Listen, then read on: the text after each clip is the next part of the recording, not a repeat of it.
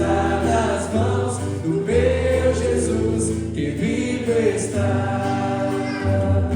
Está nas mãos do meu Jesus, que vivo está. Estamos falando sobre ressurreição. Esse é o nosso assunto em 1 Coríntios 15. E eu convido você a abrir a palavra de Deus, mais uma vez, para efeito didático de memorização, em 1 Coríntios, capítulo número 15. 1 Coríntios 15, os versículos 3 e 4. Primeira Epístola de Paulo aos Coríntios, capítulo 15, versículos 3 e 4. Diz assim a palavra do Senhor: antes de tudo vos entreguei o que também recebi, que Cristo morreu pelos nossos pecados, segundo as Escrituras, e que foi sepultado e ressuscitou ao terceiro dia, segundo as Escrituras. Amém. Vamos orar. Senhor, obrigado pelo privilégio de estarmos aqui reunidos nesta quinta-feira à noite. Senhor, é um privilégio mesmo, podermos ter liberdade de cultuar e de aprender a Tua palavra. Obrigado, Senhor, pelas vidas que o Senhor conduziu até aqui, inclusive a minha, e, Senhor, venha despertar aqueles que, ó Pai, têm oportunidade de estar na Tua casa, mas rejeitam esta oportunidade. Senhor, tem de misericórdia, temos recebido além do que merecemos aqui nesta igreja. Portanto, Senhor Deus Todo-Poderoso, venha trazer avivamento a esta casa.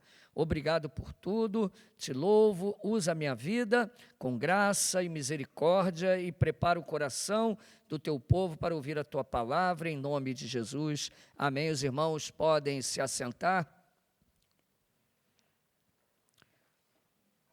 Vamos continuar com o assunto de primeira epístola de Paulo aos Coríntios, capítulo 15.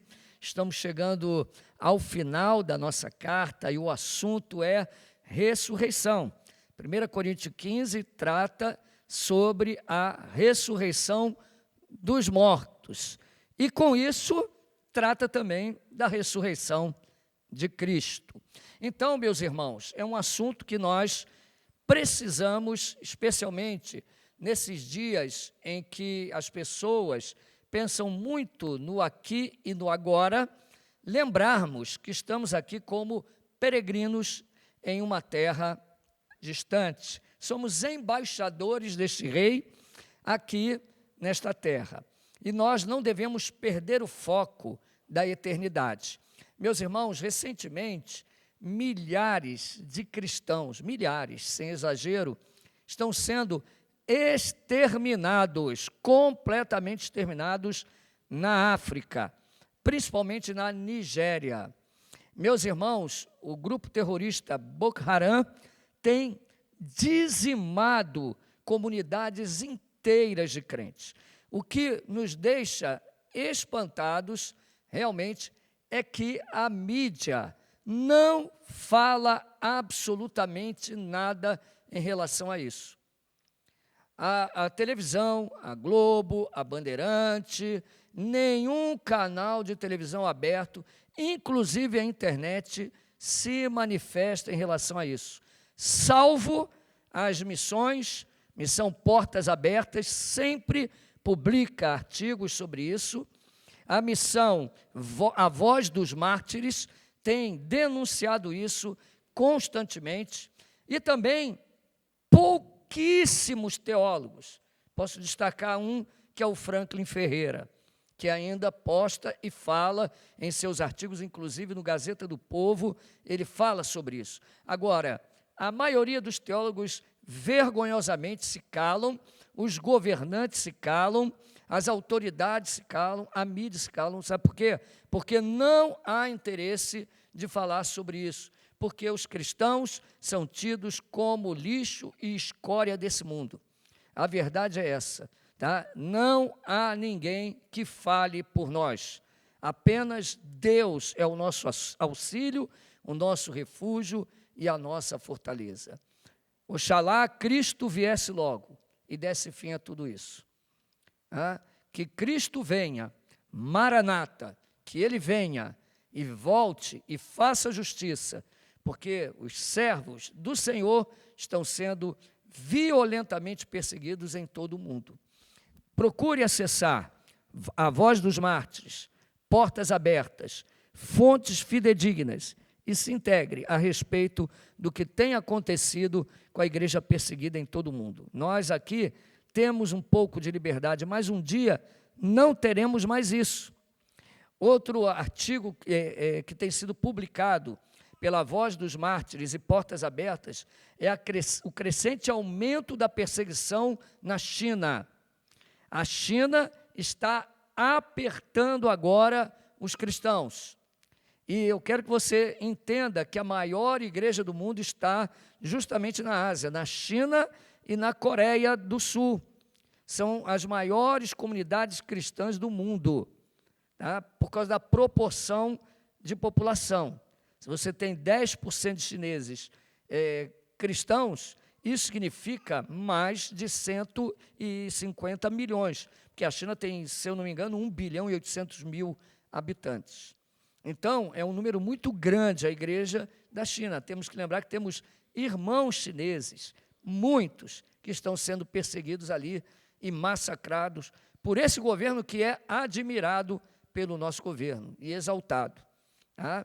Cristãos também americanos, nos Estados Unidos, na Europa, estão sendo massacrados e perseguidos pela ideologia woke, que tem tomado conta da Europa Ocidental.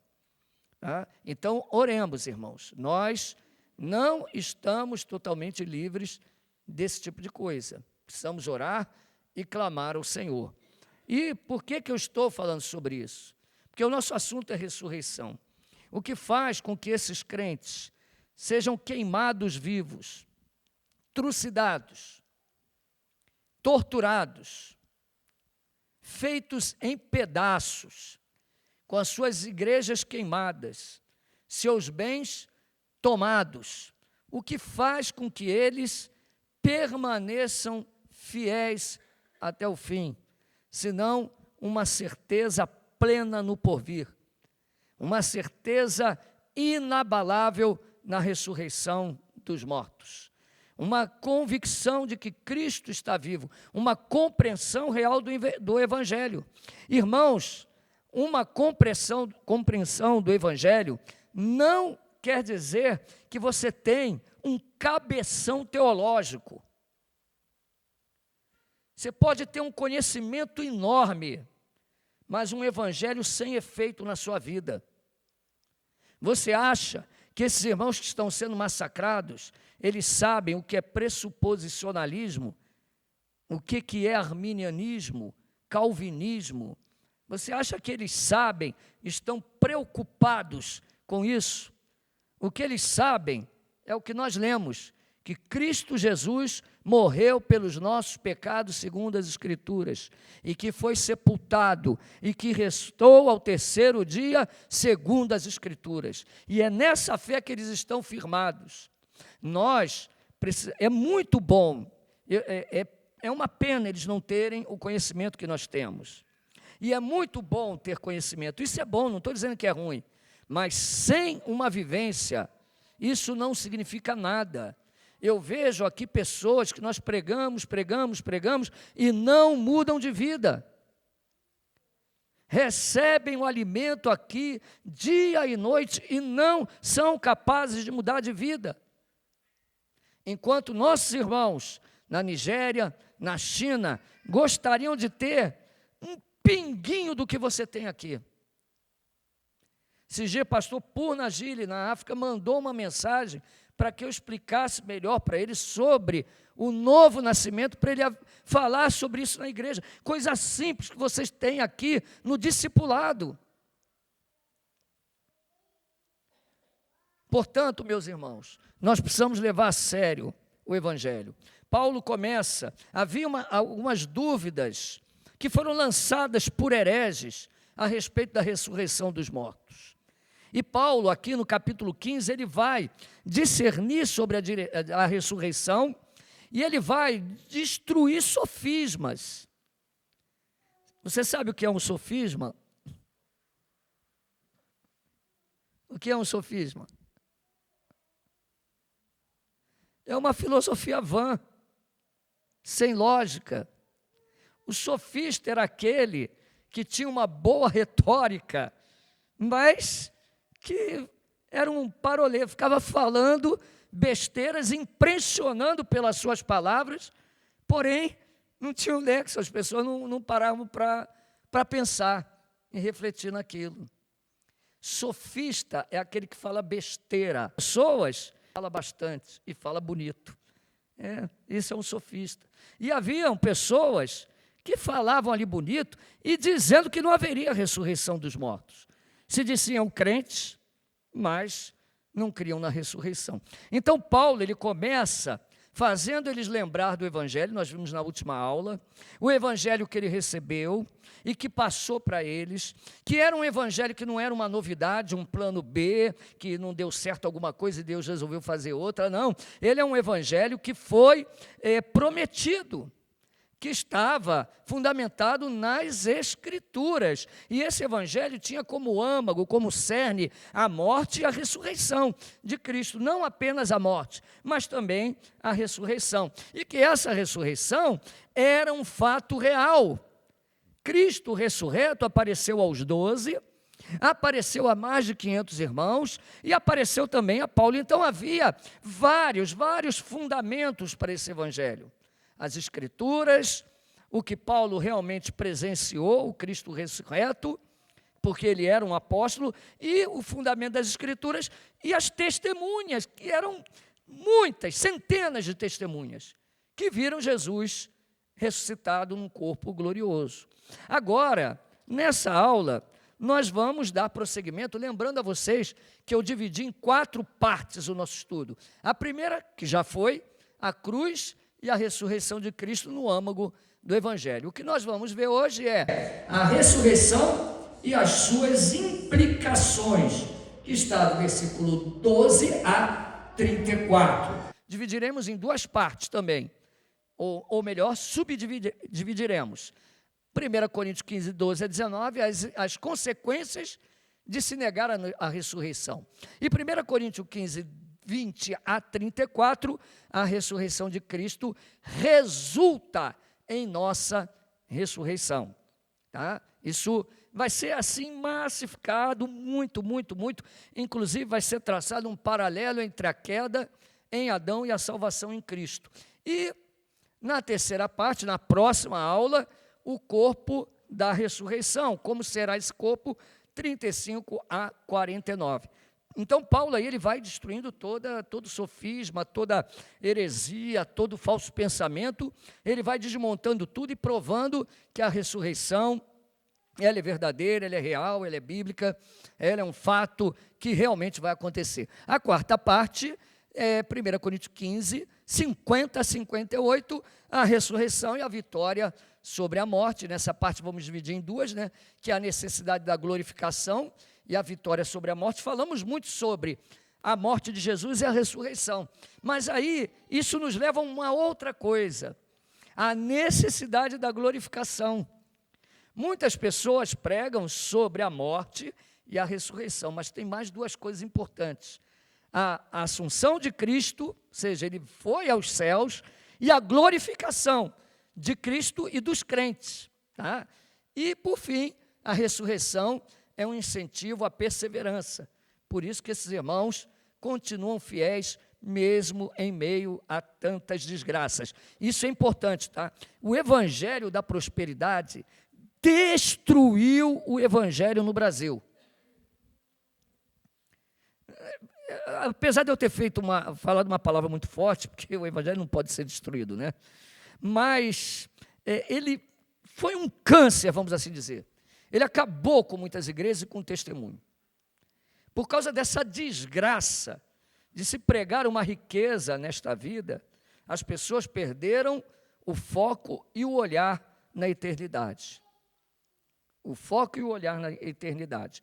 Bom, então, Hoje falaremos aí sobre a ressurreição e as suas implicações, e você vai acompanhar a leitura de 1 Coríntios 15, o versículo de número 12 a versículo 19, começando pelos versículos 12 e 13. Vamos ver a primeira consequência de se negar a ressurreição. Ora, se é corrente pregar-se que Cristo ressuscitou dentre os mortos, como, pois, afirmam alguns dentre vós que não há ressurreição de mortos? Está aí o problema que estava acontecendo. Alguns estavam dizendo que não haverá ressurreição de mortos. Parecem até os saduceus da época. Os judeus eram divididos em fariseus e saduceus, que eram duas seitas. Os saduceus não criam em ressurreição. Os fariseus criam em ressurreição. Paulo, uma vez, é levado diante do Sinédrio, e quando o pessoal ia massacrar ele, de uma forma muito inteligente, movido pelo Espírito, é lógico, ele jogou uma bomba no meio do Sinédrio. Como ele sabia que o Sinédrio tinha fariseus e saduceus, esquerda e direita, aí o que Paulo fez? Ele diz, olha, eu estou sendo julgado aqui por causa da esperança da ressurreição. Quando ele falou isso, o saduceu começou a brigar com o fariseu, aquela confusão, por causa da ressurreição dos mortos. Mas haviam pessoas que estavam penetrando na igreja dizendo que não haveria ressurreição. Então está aí no versículo 12, esse era o problema. Porém, meus irmãos, olha o versículo 13, se não há ressurreição de mortos, então Cristo não ressuscitou. Meus irmãos, a primeira consequência de não crer na ressurreição de mortos é que se não tem ressurreição de mortos, Cristo não ressuscitou. Ou seja, a ressurreição de Cristo, ela consequentemente nos leva à nossa ressurreição. A ressurreição de Cristo está ligada intimamente à nossa ressurreição. Não tem como dissociar as duas coisas. Então, essa primeira consequência é que a ressurreição de Cristo implica na nossa. Mas por quê, pastor? Óbvio, isso é óbvio. Cristo veio ao mundo, quantos creem? Todos pecaram, sim ou não? Sim. Aí Cristo veio, e o que ele fez por mim? Morreu pelos meus pecados, sim ou não? Para morrer pelos meus pecados e pelos seus, ele tinha que ser Deus. Porque somente Deus não tem pecados. Somente Deus não tem pecados. E se Deus não tem pecados, Cristo não tem pecado. Ele é Deus. Ele é o Filho de Deus, unigênito de Deus. A expressa imagem do Pai. Então, Cristo não tem pecado. Por isso que Ele pôde pagar a minha dívida de pecado. Concorda?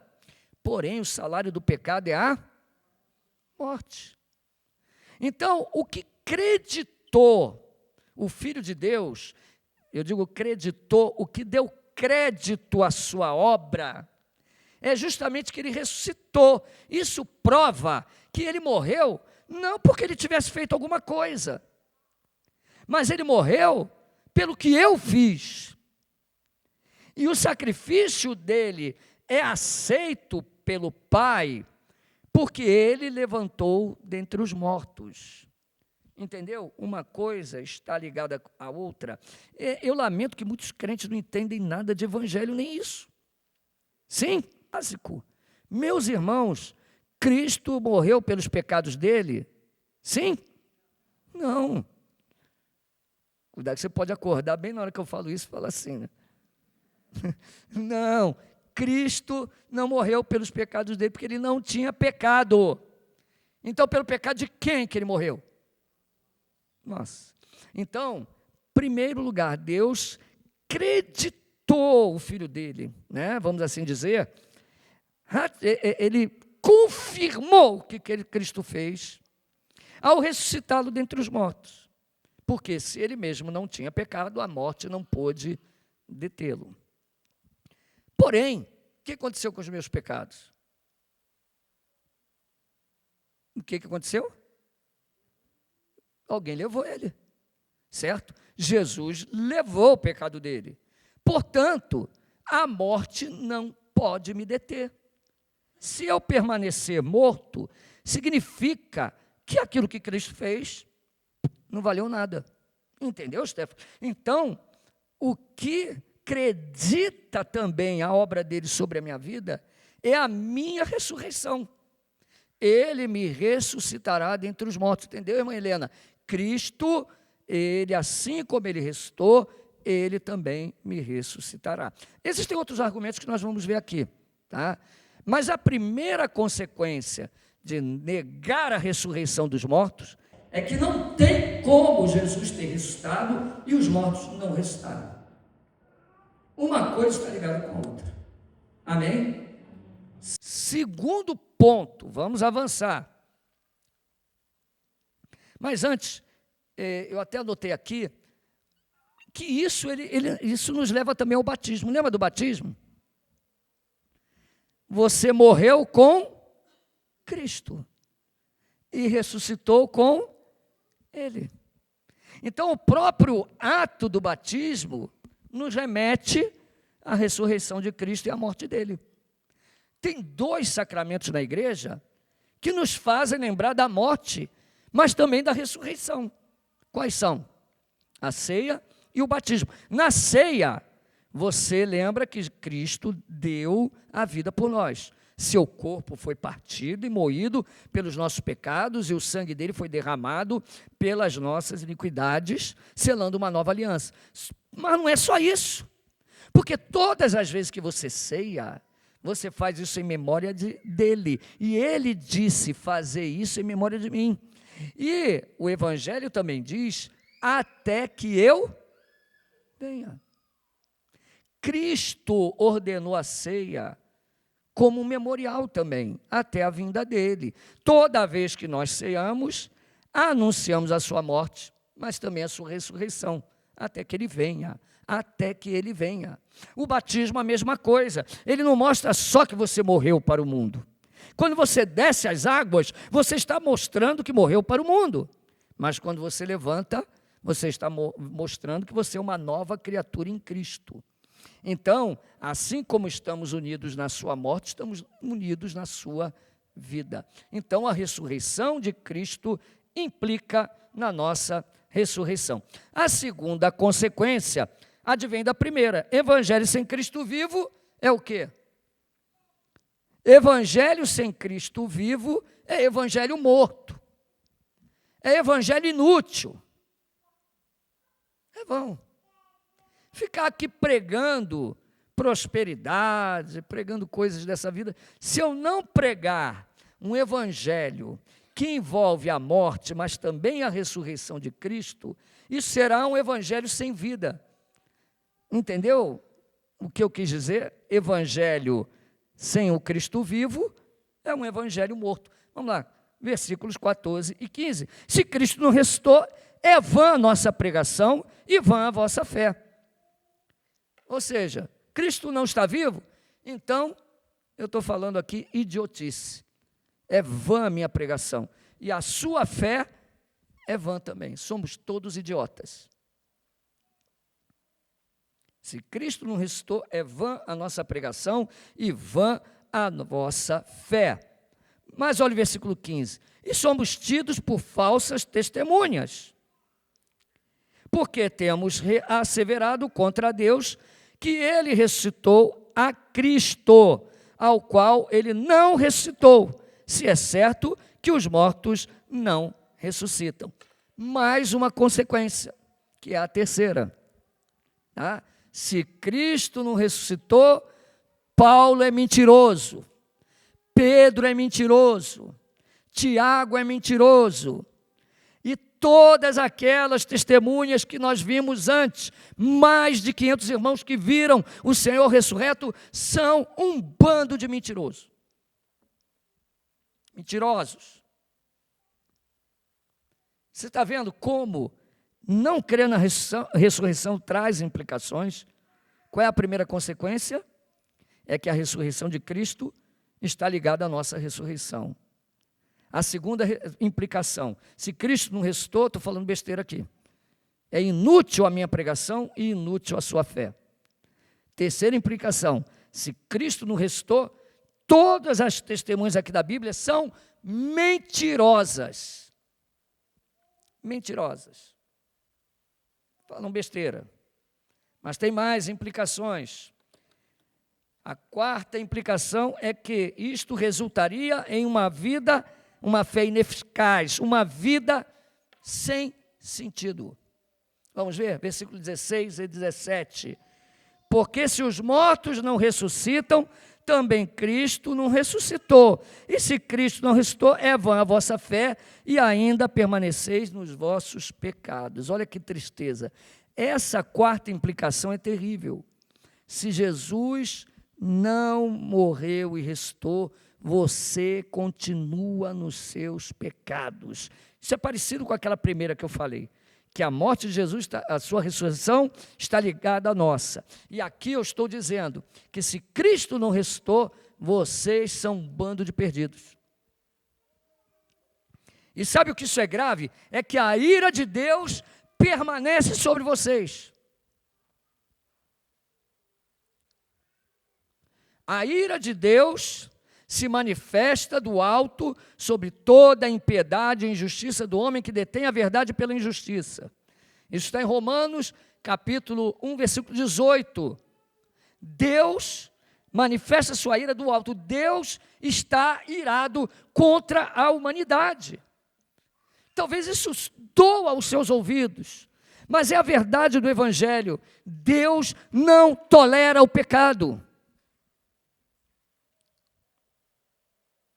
Deus é um Deus de amor, é um Deus justo, é um Deus santo, mas é um Deus que se ira. E a ira de Deus está sobre todo aquele que permanece em revolta obstinada contra o Criador. Por isso que nós estamos vendo aqui, se Cristo não morreu por você e não ressuscitou, ou se Ele só morreu e não ressuscitou, você continua em dívida.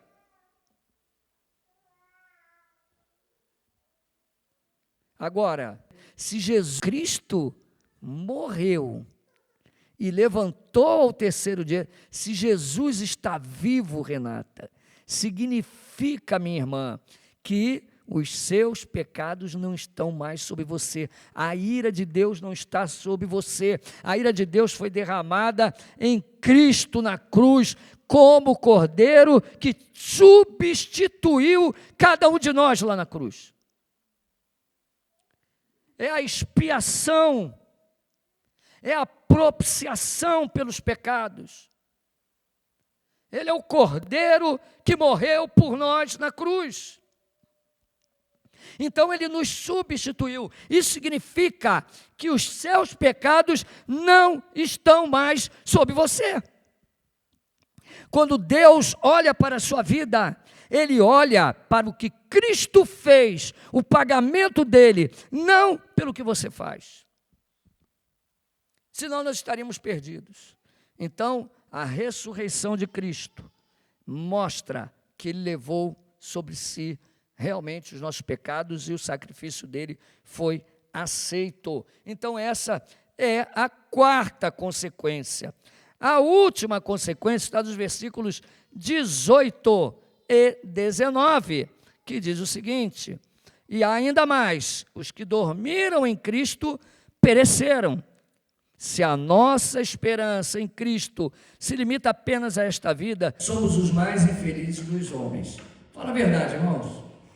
Pensa bem, o que Paulo está dizendo?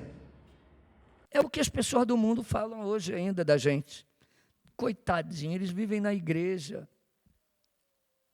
Olha lá o rapaz, está com 18 anos. Olha lá o menininho ali, adolescente, Samuca, tadinho, coitado. Não sai com um monte de menina. Está com quantos anos? Nossa, ainda é virgem. Coitado, você não bebe, coitado, que tristeza, você não vai para a balada, você não, nossa, que tristeza, vida, azar. Se realmente a vida fosse só aqui, seríamos um bando de infelizes. Por isso que Paulo diz, se não tem ressurreição, comamos e bebamos, porque amanhã morreremos, a vida é aqui e agora. Significa que não tem porvir. Significa que não tem nada além da matéria. Seu corpo vai dissolver, vai virar pó. Então aproveita, arrebenta, chuta o pau da barraca. Viva como você quiser.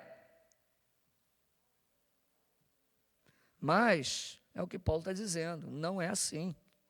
Se Cristo não restou, nós somos os mais infelizes do mundo. E coitado de quem morreu, né? Porque está condenado. Mas existe um porvir, existe uma esperança, existe a vida eterna, existe o céu, existe a nova Jerusalém, existe a glorificação. Cristo ressuscitou dentre os mortos, Ele está vivo, Ele virá nos buscar. Ele diz no Evangelho segundo João, capítulo 11, eu sou a ressurreição e a vida, aquele que crê em mim, ainda que esteja morto, viverá. Viverá. No mesmo capítulo ele diz, dias virão em que os mortos ouvirão a voz do Filho do Homem e dos seus sepulcros se levantarão. Morto ouve? Morto ouve? Hein, Alexandra? Morto ouve? Depende de quem fala. Depende de quem fala. Se eu falo e você é um morto espiritualmente, tu não está ouvindo nada. Absolutamente nada. Eu não tenho poder de abrir os seus ouvidos. Eu não tenho poder de abrir o seu coração. Eu não tenho poder de fazer você aceitar Jesus, né, entre aspas. Eu não tenho poder de fazer você vir aqui à frente. Eu posso te constranger, fazer você ficar com vergonha, que nem nessas igrejas. Vai lá na frente. Aí você, está me perturbando, eu vou lá. Isso eu posso fazer. Manipular alguém, mas eu não tenho poder de converter ninguém. Eu não tenho poder de converter o coração. Porque aquele que está morto, só a voz de Cristo para dar vida a ele. Por isso que eu creio no chamado específico, o chamado irresistível do Espírito Santo. Eu estou abrindo a minha boca e pregando, mas é o Espírito que abre o seu coração quando eu prego. E isso é fantástico, mas também me dá medo. Porque às vezes eu chego na minha casa e penso, por que será que eu prego e os irmãos pregam e as pessoas às vezes não mudam? Será, porventura, que estão mortos? Ou doentes? Na melhor das hipóteses. O Evangelho de João, capítulo 11, nos conta uma história maravilhosa. Fala de um homem que era amigo de Jesus, chamado Lázaro. E seus amigos, as suas irmãs, né, Marta e Maria, mandam buscar Jesus. Seus amigos vão lá, dão um recado, ele vai. Ainda leva um tempo, demora aí. Havia algo intencional nisso. Quando Jesus chega lá, as irmãs, se o Senhor estivesse aqui, ele não teria morrido. Mas eis que o morto está lá, moribundo, envolto em faixas, dentro do túmulo, morto não escuta, mas Jesus chega e grita, Lázaro, sai para fora, e o morto levanta, ele escuta, como vai ser, eu vou estar lá, vou virar pó, talvez estejam meus ossos ainda, talvez já seja pó, mas eu creio que Deus pode juntar cada partícula, cada átomo, cada molécula do meu ser, pelo poder da voz dele, que tem poder para trazer a existência daquilo que não existe, aquele que diz, haja luz e houve luz. Eu morrerei na esperança de que um dia ouvirei, Ricardo, levanta! E o incrível é que tem milhares de Ricardo, mas ele vai me chamar diferente, vai chamar o Júnior diferente, vai chamar o Hulk diferente, mas ele vai dizer: Ricardo, eu vou saber que sou eu vou levantar. A ressurreição de Lázaro é só para mostrar que ele tem poder sobre a morte, que ele pode dizer: eu sou a ressurreição e a vida. Há esperança para quem está morto. Minha mãe levantará. Aqueles que morreram em Cristo levantarão. Por isso que a morte, ela é retratada como sono. Não que a pessoa fica dormindo, a alma fica consciente, mas sono é uma metáfora que diz que é algo temporário, transitório. Ninguém vive dormindo, a não ser que esteja em coma para sempre. Mas, se fosse isso, a morte seria comparada com coma, mas é comparada com sono. E você vai despertar como de um sono ao ouvir a voz dele. Mortos não ouvem, mas Deus tem poder para fazer eles ouvirem. Você crê nisso? Amém? Então, a última consequência aí que nós vimos é que a morte de Jesus traz esperança para nós. No porvir, nós não vamos ficar ali aguardando um juízo final. Nós não seremos julgados no sentido de ser condenado. Apenas receberemos ou não o louvor de Deus naquele dia. Mas a Bíblia diz, se essa consequência aqui diz que não crer na morte e ressurreição significa ser infeliz, então eu poderia também, ao contrário, dizer que essa última consequência é que crer na ressurreição traz uma vida de alegria, uma vida de esperança. Alegre-se no Senhor. Alegre-se no Senhor. Em meio às lutas, Cristo é poderoso para nos dar a vitória. Até aqui, ok? Então, consequências que nós temos de negar a ressurreição. Quem nega a ressurreição, o que isso afeta? É que se não há ressurreição de mortos, Cristo não ressuscitou. Se não há ressurreição de mortos, somos infelizes. Se não há ressurreição de mortos, os pecados permanecem sobre nós. Se não há ressurreição de mortos, a nossa pregação é vã. E poderíamos citar muitas outras coisas. Agora, Paulo terminou aqui com esse versículo, né? Se a nossa esperança em Cristo se limita apenas a essa vida, somos os mais infelizes dos homens. E aí ele parte aqui para a segunda parte, que a ressurreição de Cristo resulta na nossa. Ele está realmente repetindo. Ele está usando um artifício para você memorizar. Cristo, o que ele quer que você saiba? Cristo ressuscitou, então você vai ressuscitar. Não tem como não ter ressurreição de mortos. Amém? Irmãos, quem foi católico aqui? É interessante como pouco se prega sobre fim dos tempos na Igreja Católica, sobre ressurreição, muito pouco, muito vago. E nós precisamos falar mais sobre isso. Agora a segunda parte, Paulo vai agora frisar bem que a ressurreição de Cristo resulta na nossa, mas ele vai usar outros argumentos. Vamos lá? Versículo 20. Ele prossegue. Lembra que ele terminou? Se Cristo não ressuscitou, somos os mais infelizes. Eu estou dividindo aqui para efeito didático, tá? Mas a perícope é uma só, tá bom? Então ela continua o raciocínio. Perícope. Os parágrafos, vocês vão aprender no IRCT isso, hein? Quem não se matriculou, matricule-se no curso de teologia aqui da igreja. O bicho está pegando, aula de exegese, o pessoal está louco lá no grego. Mas vamos lá, na nossa perícope. Versículos 20 a 22, Paulo continua falando sobre a ressurreição, e agora ele vai dizer que Cristo é o primeiro homem que morreu e ressuscitou. Espera aí, pastor, agora o senhor viajou.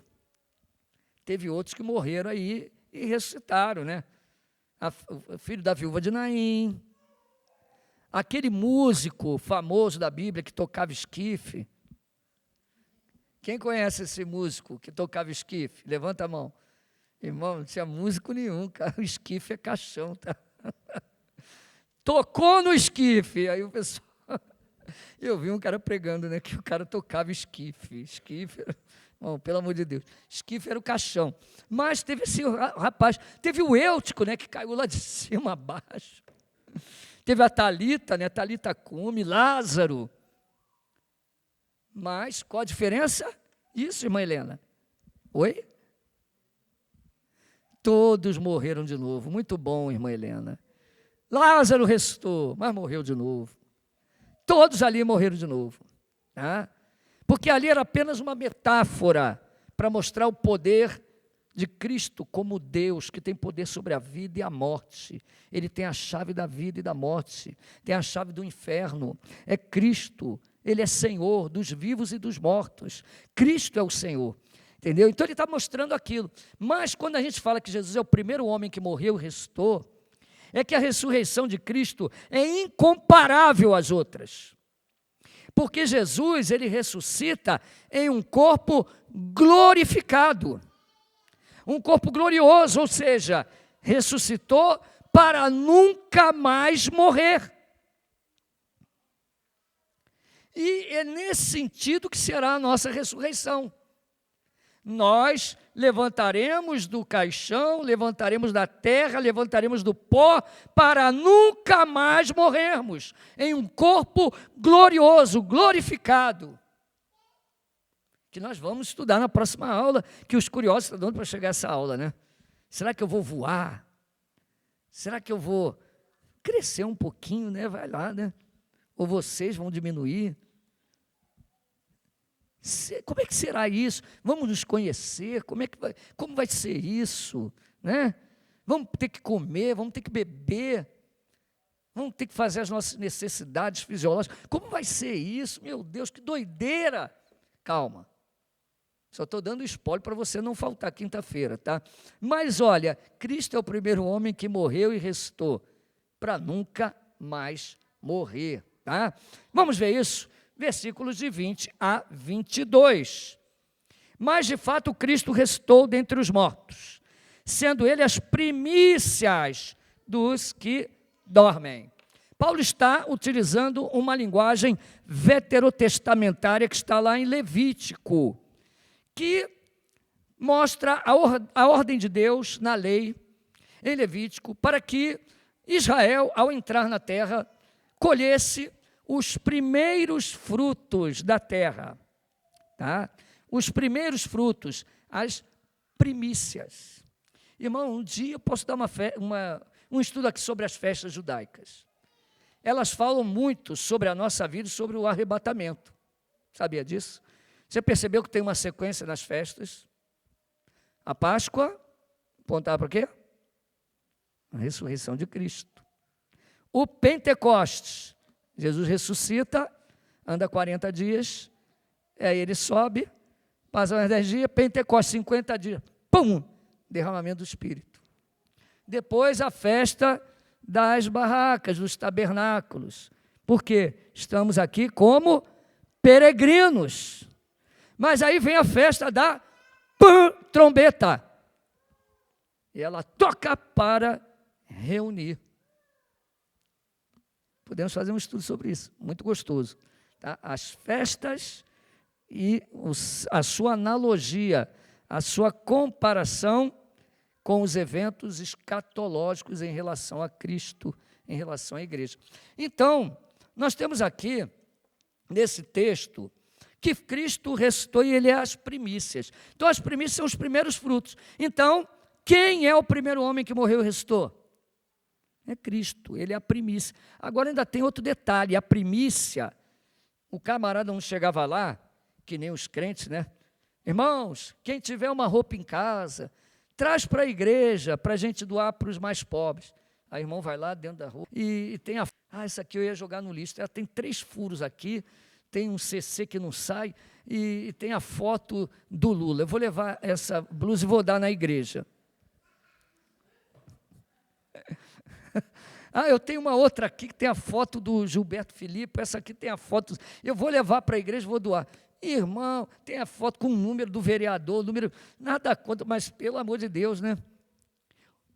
Tinha um irmão chamado Omar, ele foi artista há muitos anos, na Rede Globo de televisão, e ele não é nem conhecido, mas ele fez até filmes. E esse irmão, ele andava no Rio de Janeiro inteiro, discipulando as pessoas, porque ele teve um câncer na coluna, e a vida dele é um exemplo de vida, e eu tive o prazer de conhecê-lo. Tá?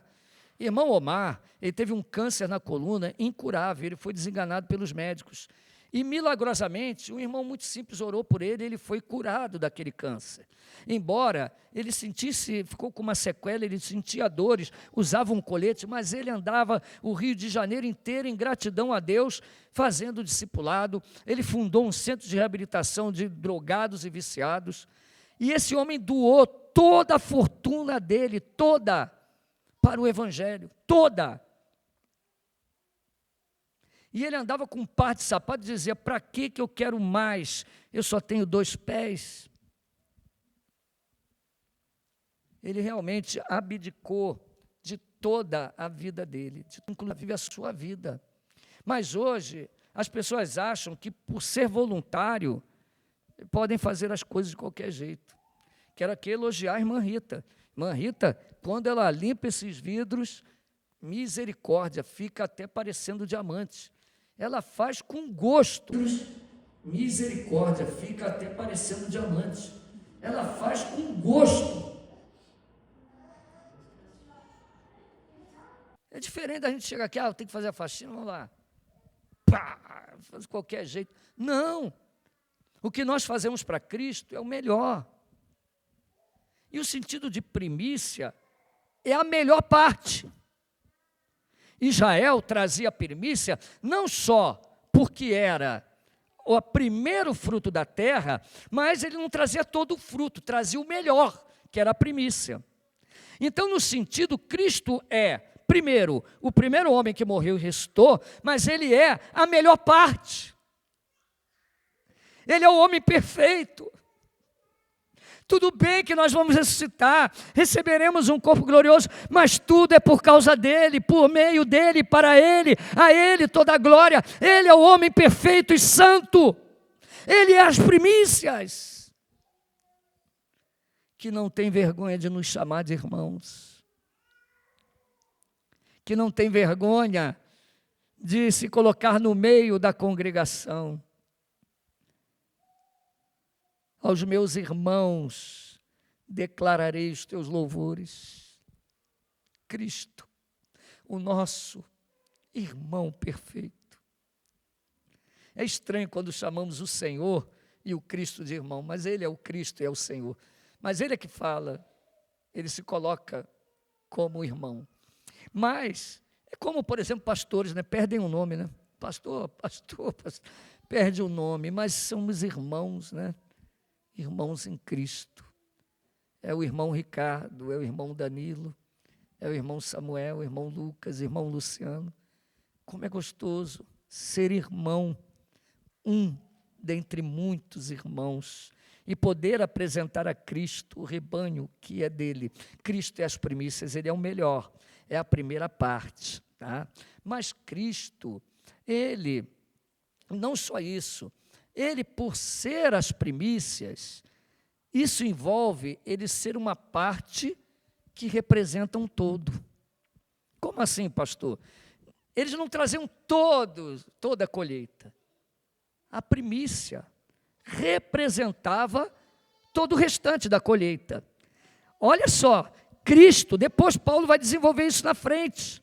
Uma coisa, uma linha, um fio puxa o outro. Ele é o representante da raça. Ele é o nosso campeão. O nosso rei. O nosso guerreiro. O nosso Deus. Ele é a primícia no sentido também de que ele representa toda a igreja.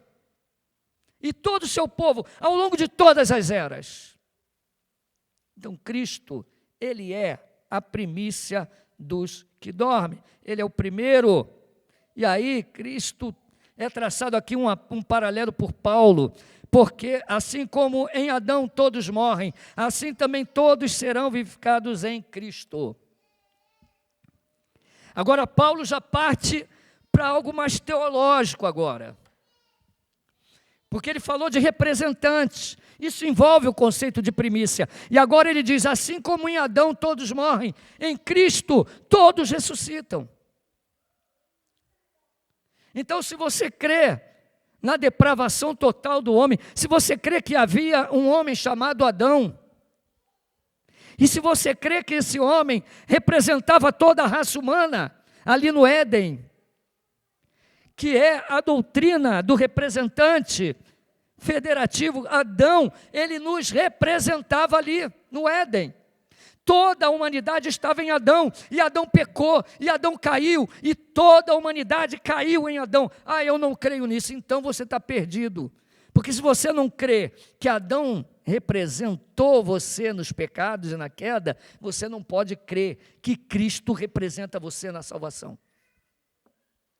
São dois campeões, vamos assim dizer. Um fracassou, mas o outro venceu. Cristo é o novo Adão. Ele é o cabeça da raça. Ele deu a vitória onde Adão fracassou. Ele protege a sua noiva onde Adão acusou. Ele guarda a sua igreja. Ele morre pela sua igreja. Ele representa a sua igreja. Então, Cristo sendo as primícias e o primeiro homem que morreu e restou, isso significa também que ele nos representa, assim como em Adão todos caíram. Romanos 5,12 diz, por um só homem entrou o pecado no mundo, e pelo pecado a morte. Assim a morte se espalhou a toda a humanidade, porque todos pecaram, todos pecaram. Vocês estão entendendo até aqui? Amém? O raciocínio? Está vendo que Paulo está indo devagar? De argumentos mais simples para mais complexos, ele está falando com todas as letras. Não tem como não ter ressurreição. Não tem como. Não tem como. Senão toda a história fica desarrumada aí. Assim como todos caíram em Adão, todos vivem em Cristo. Ah, se alguém falar para você, Marli, eu não creio que o pecado de Adão veio sobre todo mundo. Gostoso, né? Fofinho. Então, mas crer que você é salvo por Cristo, você crê. Uma coisa está ligada à outra. Por isso que Paulo, às vezes, usa o termo de segundo Adão. Tá? Cristo é o segundo Adão. Lá na frente, ele vai desenvolver isso. É interessante esse capítulo. É o maior tratado de defesa estampão que nós temos em mãos. Estou dizendo de defesa. A ressurreição está estampada em toda a Bíblia. Mas aqui são argumentos que estão construídos de forma ordenada para provar que haverá ressurreição. Não tem como não ter. Amém? Então, Cristo é o primeiro que morreu e ressuscitou. Mas não para aí. Haverá uma ordem na ressurreição. Versículos 23 a 28. Há uma ordem. Cada um, porém, por sua própria ordem. Bom, vai ter ressurreição dos mortos? Sim ou não? Sim.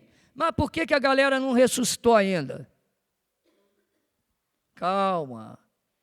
Muita calma nessa hora. Tem uma ordem. Tem uma sequência. E aí diz, olha, cada um, porém, por sua própria ordem. Cristo, as primícias. Então, primeiro, quem ressuscitou foi Jesus. Depois, os que são de Cristo na sua vinda. Então, na vinda de Cristo, aqueles que são de Cristo ressuscitarão com Ele. Entendeu? Então, há uma ordem. Obviamente que Paulo, ele não está falando de todos os pormenores, ele não está tratando de ímpios aqui. Ele está se referindo àqueles que creem. E aqui vai ter morte, vai ter tiro, vai ter pancada, vai ter tudo, porque para o pré-milenista há duas ressurreições. A ressurreição da vida e a ressurreição da morte. A ressurreição dos crentes e a ressurreição dos ímpios.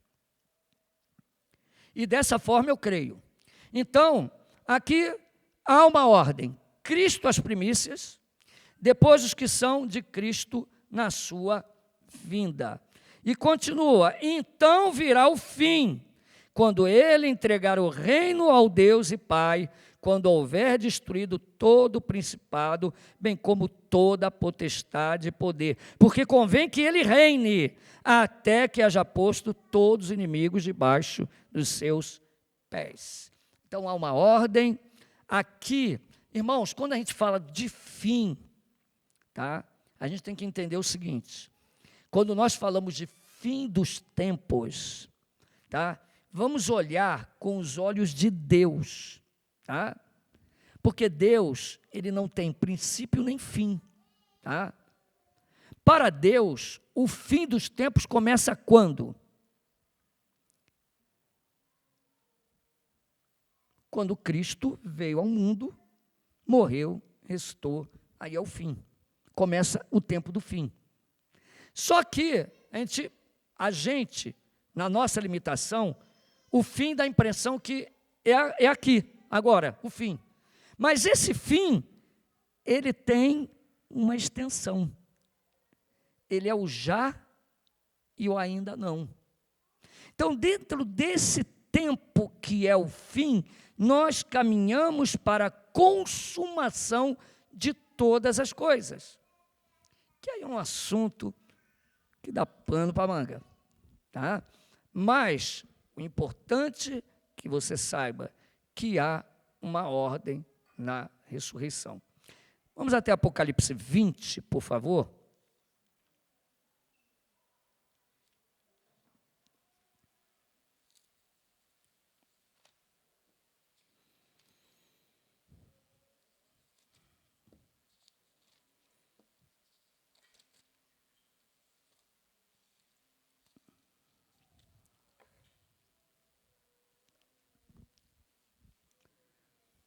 Apocalipse capítulo 20, versículo 1 em diante. Então vi descer do céu um anjo, tinha na mão a chave do abismo e uma grande corrente. Ele segurou o dragão, a antiga serpente, que é o diabo, Satanás, e o prendeu por 1000 anos. Lançou-o no abismo, fechou e pôs selo sobre ele, para que não mais enganasse as nações até se completarem os 1000 anos. Depois disso, é necessário que ele seja solto por pouco tempo. Primeiro ponto aqui, só uma pincelada, tá? Se Satanás foi preso para não enganar mais as nações, se ele está preso, as nações, seus líderes, não podem ser enganados por ele. Se ele está solto, significa que as nações, seus líderes, as pessoas estão sob a influência dele. Tudo bem, irmãos, eu sei que Satanás ele tem certos limites, porque até mesmo o diabo só fará aquilo que Deus permitir. Somente aquilo que Deus permite. Mas aqui diz um detalhe, que ele será solto de novo. Então, você vê que há um período, ele é preso e depois ele é solto. Ele é solto novamente. Prosseguindo aqui, diz: vi também tronos, e nestes sentaram-se aqueles dos quais foi dada autoridade para julgar. Vi ainda a alma dos decapitados por causa do testemunho de Jesus, bem como por causa da palavra de Deus, tanto quanto não adoraram a besta, nem tampouco a sua imagem, não receberam a marca na fonte e na mão, e viveram e reinaram com Cristo por 1000 anos. Então aqui há uma ressurreição aqui, que corresponde àqueles que morrem em Cristo. E aí, os restantes dos mortos não reviveram. Está aqui, é claro. Em respeito ao texto, nós seguimos a leitura natural e diz: não reviveram até que completassem os 1000 anos. Esta é a primeira ressurreição.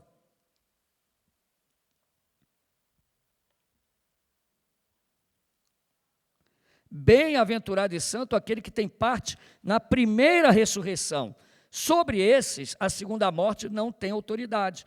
Pelo contrário, serão sacerdotes de Deus e de Cristo e reinarão com ele os 1000 anos. Quando, porém, se completarem, você vê que são tempos, os 1000 anos, Satanás será solto da sua prisão. E depois você vê a segunda ressurreição lá na frente, você pode conferir também, Daniel, mas eu estou lendo isso para você ver que há uma ordem. E a ordem aqui, ela é vista também em 1 Coríntios, que Cristo é a primícia dos que morrem e ressuscitam em um corpo glorioso. A referência é aqueles que creem. E depois aqueles, o quê? Aqueles que ressuscitam em Cristo. Tá? Aqui há uma diferença. Eles ressuscitam em Cristo. E Cristo, ele reina até que se conclua todas as coisas.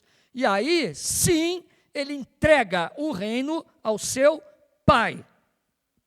Então, há uma sequência aqui.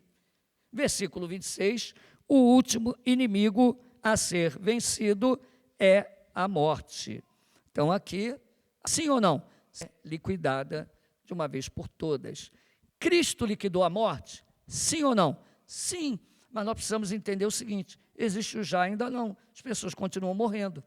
Lógico que há uma promessa de ressurreição, nós vamos ressuscitar. Porém, nós vamos ressuscitar, mas, porém, contudo, ainda não aconteceu isso.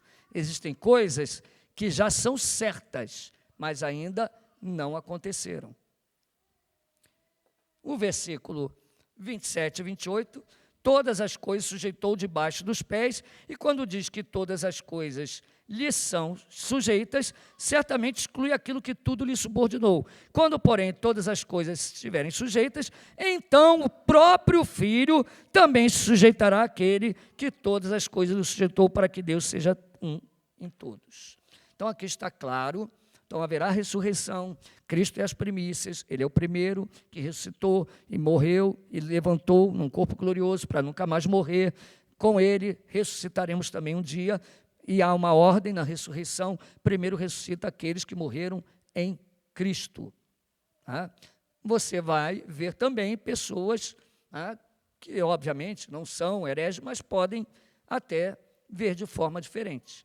Tá? Mas essa é a sequência que nós vemos comparando os textos bíblicos. Bom, por fim, os versículos 29 em diante, a 32, vemos que a certeza da ressurreição dos mortos é uma experiência cristã. Aqui vem um versículo que tem mais de 300 interpretações diferentes. Esse aqui é difícil. Tá? Vamos lá. De outra maneira que farão os que se batizam por causa dos mortos. Se absolutamente os mortos não ressuscitam, por que se batizam por causa deles? Eita, aqui tem gente que... Não, tem gente que batiza no lugar dos mortos. Você sabia que é uma prática mórmon batizar no lugar dos mortos? Os mórmons fazem isso. A minha avó morreu e não aceitou Jesus e não batizou. Então, vou fazer um batismo, o cara põe uma roupa preta, vai lá, eu estou batizando no lugar da minha avózinha. Estou batizando por ela, batismo pelos mortos. Sinistro, sinistro. Então, dentre tantas e tantas e tantas interpretações, obviamente, tá, o foco aqui é falar a ressurreição, tá? Eu não estou falando de escatologia, eu passei bem rápido sobre aquele assunto. Assim como esse, não é o foco total, falar sobre o mórmon, sobre as seitas. Provavelmente, existem várias correntes de interpretação. As duas que chamam mais atenção, de tantas e tantas, é a seguinte, que provavelmente haviam pessoas que faziam isso. Essa prática mórmon também poderia acontecer naquela época, né? De pessoas, não o mormonismo, tá, que não existia, mas pessoas que batizavam pelos mortos. E Paulo não está dando um veredito, ele está apenas usando esse exemplo para dizer que é uma loucura fazer isso se você não crê na ressurreição. Essa é uma das explicações. E Paulo não se inclui nisso, tá? Por favor, olha. E porque também nós, ou seja, ele está se excluindo daquilo, entendeu? E porque também nós nos expomos a perigos toda hora. Então, ele está se excluindo desse grupo que batizava por mortos. Mas há uma outra interpretação, né? E essa aí você talvez não encontre, tá? Mas eu vejo que é uma lógica bem aqui no texto também, se você seguir esse contexto. Repare o que Paulo está falando, ó. E porque também nós nos expomos a perigos a toda hora. Dia após dia morro. Eu protesto, irmão, pela glória que tenho em vós outros, em Cristo Jesus nosso Senhor. Se como homem lutei em Éfeso contra feras, que me aproveita isso? Se os mortos não ressuscitam, comamos e bebamos, que amanhã morreremos. Bom, esses versículos, antes de tudo, eles mostram a implicação da ressurreição na experiência e na prática cristã. Por exemplo, aqueles que se batizam por mortos, ou seja, pelos mortos ou por causa dos mortos, significa aqueles que viram uma nuvem de testemunhas, que morreram pelo Evangelho, eles se batizam inspirados naqueles que morreram. É uma interpretação também. Visto que Paulo também coloca a sua vida de sofrimento como exemplo. Vocês estão percebendo aqui que Paulo, ele coloca isso aqui de uma forma que parece sutil a nós, mas ele está dando o que de exemplo? O que leva ele a morrer? O que levou ele a combater com feras? O que levou ele a não desistir? O que levou ele a não desanimar, ao ponto de entregar a vida? O que leva os crentes a entregarem a vida se Cristo não ressuscitou e nós não vamos ressuscitar? Então, há uma possibilidade também desse versículo 29, está se referindo ao exemplo dos mártires, que leva as pessoas a um testemunho público. O que é o batismo? Um testemunho público de fé. Irmãos, enquanto o testemunho ele é no coração, é uma coisa. Quando você testemunha publicamente, as coisas mudam. As coisas mudam. E até hoje é assim, tá? Quando você diz assim, ó, mamãe, me converti, está lá Stephanie, a mãe católica até o último fio do cabelo. O pai também, me converti, ela já fica com raiva. Mas tudo bem, ela vai desistir, é fogo de palha. Daqui a pouco ela desiste. Mas quando ela diz, mamãe, sábado eu vou batizar. Você está maluca, você batizou na igreja católica, eu batizei você. Porque o batismo, ele tem uma forte figura de ligação a Cristo e à igreja. Quando você batiza, você é ligado à igreja local. Você dá um testemunho público de fé, como se dissesse, agora já era, o negócio ficou feio. Você batiza, você está testificando em público, se torna mais sério. Então, há uma possibilidade. Então, veja bem, tem duas correntes. Paulo usa um exemplo de uma coisa que era errada, para dizer, ó, vocês são loucos, vocês têm essas práticas erradas aí, e dizem que não tem ressurreição, vocês se batizam por mortos. Pode ter essa. Agora, segunda forma de você ver, aqueles que são cristãos são motivados a um testemunho público de fé, que pode lhes custar a vida, ao ver o exemplo dos mártires. A nuvem de testemunhas. Meus irmãos, eu tendo a pensar dessa forma. E se verdadeiramente houvesse alguma seita naquela época, não há nada demais também de eu pensar dessa forma. Sabe por quê? Porque quando eu vejo milhares de crentes morrendo na Nigéria, eu tenho vergonha de reclamar de alguma coisa. O testemunho daqueles que morreram por Cristo me impulsiona a ter coragem me impulsiona a testificar publicamente que Cristo é o meu Senhor. Me impulsiona, diante de perseguição e de luta, reafirmar o meu testemunho cristão. Quando eu vejo que os irmãos estão dando a vida por Cristo. Então, aqueles que se batizam pelos mortos, tá? Pode também significar isso. Tá? Mas o que está em voga é a ressurreição. Então, Paulo encerra com uma conclusão: não vos enganeis, as más conversações corrompem os bons costumes. Eu pergunto, quem é teu amigo? Quem anda com você? Quem você gosta de escutar? Com quem você anda se misturando para botar em dúvida a sua fé, para questionar aquilo que você está crendo agora? Quando você diz para a sua família, eu me converti, estou indo na igreja, aí as pessoas vêm, começam a questionar você, colocando você em xeque, em dúvida a sua fé. Aqueles, naquela época, estavam infiltrando na igreja dizendo que não havia ressurreição. E Paulo diz, não vos enganeis, as más conversações corrompem os bons costumes. Isso em todo sentido. Se anda com quem vive falando besteira, você vai se contaminar, não tem como. É o que Paulo está dizendo aqui. E ele encerra da seguinte forma: tornai-vos a sobriedade, como é justo, e não pequeis, porque alguns ainda não têm conhecimento de Deus, isto digo para vergonha vossa. Tornem a sobriedade, tornem a normalidade. O que ele está falando com isso? Está referindo a quem? Aqueles que diziam que não havia ressurreição. Então, pare de maluquice, pare de pensar isso, tornem a sobriedade. Porque tem alguém que não tem conhecimento de Deus, eu digo isso para vergonha vossa.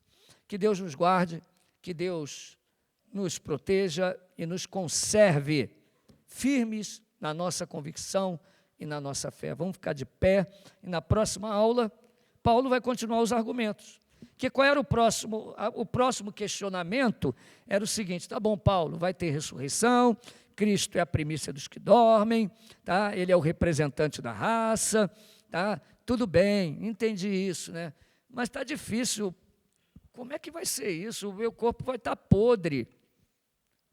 Como pode ter ressurreição se a gente vai virar pó? Então nós vamos ver a próxima aula sobre o corpo da ressurreição. Amém? Deus abençoe os irmãos.